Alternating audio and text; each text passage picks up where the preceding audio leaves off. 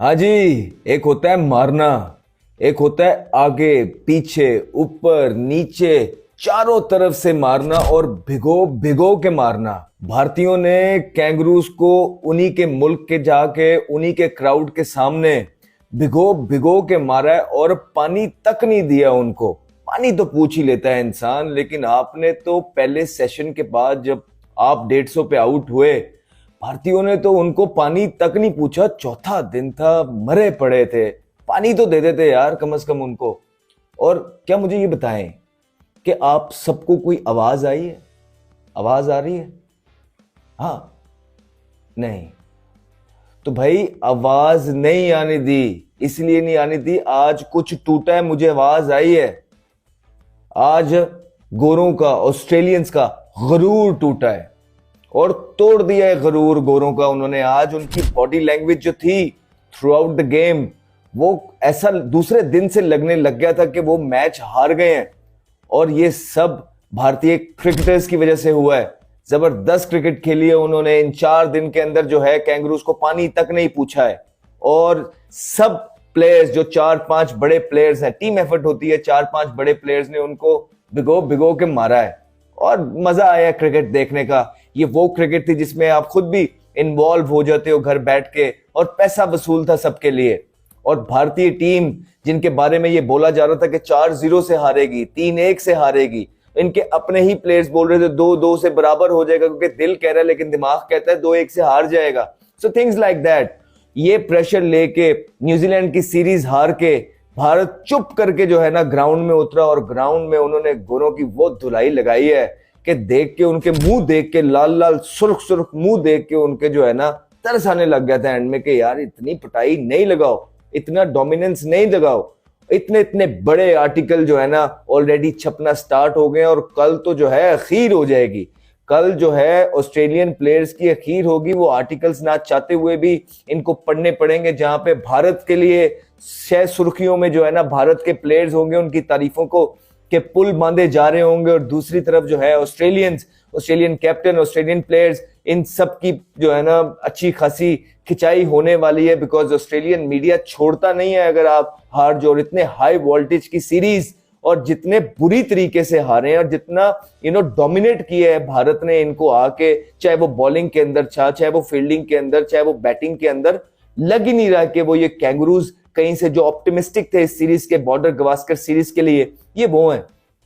तो भैया ये क्रिकेट है जो भारत ने प्रोड्यूस की है, और उनके जायसवाल की तरफ से एक ब्राइट फ्यूचर नजर आया अच्छी टेक्निक के साथ। हमने पहले भी उनकी बात की है कि मुंबई की सड़कों से आके, डेयरी फार्म से आके, जिस तरह वो पर्थ की ग्राउंड्स में भारत के लिए परफॉर्मेंस उन्होंने की है, सदियों याद रखी जाएगी ये परफॉर्मेंस। ये छोटी परफॉर्मेंस नहीं है, बहुत डोमिनेटिव जो है ये परफॉर्मेंस थी। और ये बच्चा जो है वन फॉर द फ्यूचर है भारत के लिए। उसके बाद केएल राहुल की फॉर्म के अंदर वापसी होना बहुत खुशाइंद है। अच्छी टेक्निक के साथ वो खेले, अच्छे शॉट्स उन्होंने मारे, और इतने प्रेशर में जब वो आए, ये नॉक जो है उनका करियर रिवाइव करने जा रही है। फिर जो मेन पर्सन है, इस पहले भी जो रहे हैं ऑस्ट्रेलिया की सीरीज के जब भी होती है भारत की, और इस दफा फिर इस वक्त चैंपियंस ट्रॉफी के साथ साथ एक बहुत ही बड़ी चीज़ जो इस वक्त काबिल जिक्र है, खबरों की जीनत है, वो है बॉर्डर गवास्कर ट्रॉफी 2024, जो कि बहुत इंपॉर्टेंट है इंडिया के लिए भी और ऑस्ट्रेलिया के लिए भी। पहला मैच इंडिया ने अपने नाम किया है। बहुत बहुत कॉन्ग्रेचुलेशन तमाम लोगों को और इंडियन टीम को, क्योंकि जिस अंदाज में उन्होंने खेला है, they deserve many many congratulation. तो बात करते चलें जनाब, थोड़ा सा ज़रा शुरू से डिस्कस करते हैं। सबसे पहले 150 रन बनाए गए, और उसके बाद इंडिया की जानिब से, और उसके बाद इंडिया ने रिस्ट्रिक्ट कर दिया 108 रन्स के ऊपर ऑस्ट्रेलिया को। बड़ी विकेट्स हासिल की हमने, अगर हम बात करें जसप्रीत बुमराह की, सिराज की, बहुत ही शानदार अंदाज में उन्होंने विकेट्स हासिल की और मैच अपने नाम किया। पहले ही दिन उन्होंने इतनी विकेट्स ले ली थी कि उसके बाद जो है वो उनके लिए विकेट्स मजीद हासिल करना आसान था, और उसके बाद उसके ऊपर स्कोर करना भी आसान था। पहली इनिंग्स में जब 150 का स्कोर हुआ तो उस वक्त ऐसे लग रहा था कि शायद बहुत बड़ा स्कोर नहीं होगा ऊपर, लेकिन जैसे ही हमने देखा कि बैटिंग शुरू हुई, जायसवाल ने 160 रन से ऊपर रन्स बनाए। उसके बाद हमने देखा कि विराट कोहली की सेंचुरी हुई, केएल राहुल के रन्स, और उसके बाद रन्स बनते चले गए, और एक ऐसा टर्न हुआ कि तकरीबन इंडिया ने 550 रन्स के करीब जो है वो एक लीड हासिल कर ली। उसकी भरपूर कोशिश करने के लिए ऑस्ट्रेलिया जब मैदान में आया, ऑस्ट्रेलिया ने शुरू में 12 रन बनाए और 3 विकेट्स उसी वक्त गिर गईं। अगले दिन का आगाज़ होना था, यानी उस वक्त इंडिया के पास 522 रन की लीड थी। अगले दिन का जब आगाज़ हुआ तो नेक्स्ट डे इंडिया की टीम से जसप्रीत बुमराह और सिराज ने 3-3 विकेट्स हासिल की, 3 बड़ी विकेट्स हासिल की, बहुत ही शानदार में। सिराज क्योंकि उन्होंने एक बाकायदा तौर पर जेल के अंदर बंद कर दिया उन तमाम कैदियों को, और मैच निस्बतन अपने लिए आसान कर दिया। लग ऐसे ही रहा था कि जैसे जैसे स्कोर कार्ड के ऊपर जो है विकेट्स का रेट बढ़ रहा है, पता चल रहा था कि ठीक है मैच इंडिया के नाम होता जा रहा है। और अगर हम ये देखें कि सबसे पहले ऑस्ट्रेलिया ने नो डाउट अच्छी बैटिंग करने की कोशिश की। शुरू में उनकी कुछ एक थोड़ी बहुत बीच में आकर एक टर्न ऐसा हुआ कि लग रहा था कि रन्स बन रहे हैं और सिचुएशन हो सकती है, कहीं पर भी जा सकती है, क्योंकि उनके तकरीबन 200 से ऊपर रन्स हो गए थे, लेकिन विकेट्स बहुत ज़्यादा गिर गई थी। उसके बाद अगर हम देखते हैं तो जनाब कुछ ही देर के बाद जब मैं अपने शो पर बैठी और शो पर बैठने के बाद जब मैंने देखा तो India already one the match, India ने मैच विन कर लिया और एक बहुत बड़ी लीड के साथ, यानी तकरीबन 300 के करीब रन्स की लीड उन्होंने हासिल की ऑस्ट्रेलिया के मैदानों में, पर्थ में, ऑस्ट्रेलिया के खिलाफ, वो भी इस महीने में, जबकि इसकी बैकग्राउंड क्या बार बार जिक्र करेंगे, आप सबको याद ही होगा।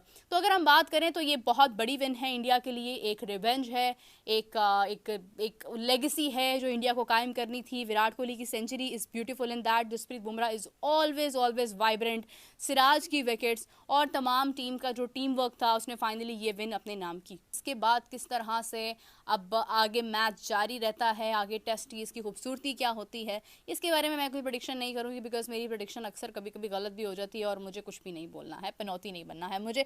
तो अगर हम बात करें इसके बाद अगर पाकिस्तान और जिम्बाब्वे की, तो पाकिस्तान को जिम्बाब्वे से शिकस्त का सामना करना पड़ा।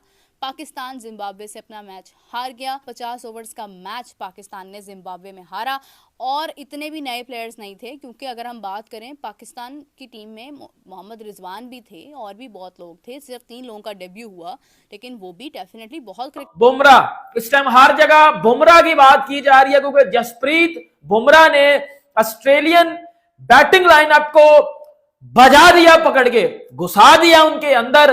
और ऑस्ट्रेलिया में जब भी कोई एशियन फास्ट बॉलर अच्छा करता है, आपको पता है कि उसकी हेडलाइंस लग जाती हैं, फिर ऑस्ट्रेलिया वालों को समझ आता है कि भाई हमारे फास्ट बॉलर अच्छे नहीं है, बल्कि भाई वो देखो बुमराह को। और बुमराह का तो आपको पता है कि पिछले 150 साल की क्रिकेट हिस्ट्री में ऐसा फास्ट बॉलर कोई भी नहीं है जिसकी एवरेज बुमराह से ज्यादा हो। बुमराह की 19 की एवरेज है टेस्ट क्रिकेट में बॉलिंग में, और इतनी अच्छी एवरेज आज तक किसी की भी नहीं रही। बुमराह ने, इंडिया ने ऑस्ट्रेलिया को पहले टेस्ट मैच में आपको पता है कि पकड़ के बजा दिया है। 295 रन से इंडिया ने हराया पहला टेस्ट मैच ऑस्ट्रेलिया को ऑन ऑस्ट्रेलियन सोइल। और उस पर्थ में, जहां पर्थ में ऑस्ट्रेलिया बड़ा घमंड करता था, उस पर्थ में ऑस्ट्रेलिया को पकड़ के बजा दिया वसीम अकरम, दिलाजन वसीम अकरम। आपको पता है कि जिस तरह उधर इंडिया वर्सेस ऑस्ट्रेलिया के मैच में आपको पता है कि वसीम अकरम कमेंट्री भी कर रहे हैं, और वसीम अकरम खुद भी जो है वो बुमराह से मिले थे, आज सुबह भी मिले थे और कल, मतलब रोज ही तकरीबन वो बुमराह से मिल रहे हैं। और जसप्रीत बुमराह की तारीफ कर दिया जी वसीम अकरम ने, और ट्रोल किया ऑस्ट्रेलियन टीम को कि आपकी फास्ट बॉलिंग बुमराह के आगे, इंडियन टीम के आगे कुछ भी नहीं थी। आपकी बैटिंग को जसप्रीत बुमराह ने पकड़ के 2 मिनट में बजा दिया। और वसीम अकरम ने बोला कि जसप्रीत बुमराह इस एरा का सबसे बड़ा बॉलर है, मतलब इस एरा में कितने कितने बड़े बॉलर आए हैं। डेल स्टेन आया है, एंडरसन आया है, ब्रॉड आया है, ऑस्ट्रेलिया के आप तीनों देख लो, Cummins, Hazlewood, Starc, Trent Boult, Rabada. No, Bumrah is the only one bowler जो इस एरा का ग्रेटेस्ट है। और वसीम अकरम ने बोला ना कि बुमराह गोट है, ग्रेटेस्ट ऑफ ऑल टाइम, क्योंकि जसप्रीत बुमराह जब भी आता है, जब भी उसको बाल दो वो बंदा विकेट निकालता है। इस पिच वसीम अकरम कमेंट्री में, उनकी कमेंट्री करते हुए वसीम अकरम ने बोला कि इस पिच के ऊपर तीसरे दिन लग रहा था कि बैटिंग आसान है। जब ऑस्ट्रेलियन बॉलर बॉलिंग कर रहे थे तो लग रहा था कि बैटिंग आसान है, लेकिन जब बुमराह आया है, बुमराह को बॉल दी गई है, तो बुमराह ने तो 12 पे 3 उड़ा दिए थे। आज फिर बुमराह ने उड़ा दिए हैं। टोटल बुमराह ने इस मैच में 8 विकेट्स ली हैं और प्लेयर ऑफ द मैच बना जसप्रीत बुमराह। और वसीम अकरम ने बोला कि मैंने अपनी क्रिकेट हिस्ट्री में, ये वसीम अकरम के अल्फाज हैं, द लेजेंड वसीम अकरम के, वो कह रहे हैं कि मैंने अपनी क्रिकेट हिस्ट्री में बुमराह से ज्यादा क्लेवर बॉलर मैंने नहीं देखा कभी। दी मजिशियन, वसीम अकरम ने नया नाम रखा जसप्रीत बुमराह का, मजिशियन बुमराह। मजिशियन बुमराह, मतलब ऑस्ट्रेलिया में इस विकेट पे फॉक्स क्रिकेट वाले कह रहे थे कि जी विकेट जय हिंद, नमस्कार दोस्तों। जिसको पूरी दुनिया, इंडिया के लोगों एक टाइम में गालियाँ दिया करते थे, जिसको पूरा इंडिया नफ़रत किया करता था, आज वो आईसीसी में जनाब नंबर 1 पर है। जो बादशाही कर रहा है। हम बात कर रहे हैं हार्दिक पांड्या की, जिसको जनाब उसकी वाइफ ने छोड़ दिया, जिसको जनाब पूरी इंडिया छोड़ दी गई। कोई उस सपोर्ट नहीं कर रहा था, जो उसको कोई भी सपोर्ट में बात ही नहीं कर रहा था उसकी तरफ से, लेकिन फिर भी उस बंदे ने मेहनत की और से अपना लोहा मनाया, T20 वर्ल्ड कप में फ़ाइनल ओवर करवाया और भाई इंडिया को T20 वर्ल्ड कप में जीत दिलाई। और आज वो जनाब डिज़र्व करता है, आईसीसी में रैंकिंग नंबर 1 पर है। और वहीं पर अगर हम तिलक वर्मा की बात करें तो वो 77 रैंकिंग में से तीसरे नंबर पर आ चुके हैं। और यहीं सूर्य कुमार यादव की बात करें तो वो चौथे नंबर पर आ चुके हैं। मतलब कि इस समय इंडिया जो है वो आईसीसी रैंकिंग में रैंक कर रहा है। आप लोगों ने जाना कि पाकिस्तान आवाम जो है वो उसकी क्या राय है, वो क्या रखते हैं अपनी राय। अगर आप भी कोई ओपिनियन हो, अगर आपका भी कोई ओपिनियन हो तो कमेंट बॉक्स में कमेंट करिएगा। कमेंट करके ज़रूर बताइएगा। चैनल को सब्सक्राइब करिएगा, वीडियो को लाइक करिएगा। मिलते हैं नेक्स्ट वीडियो में, तब तक के लिए जय हिंद।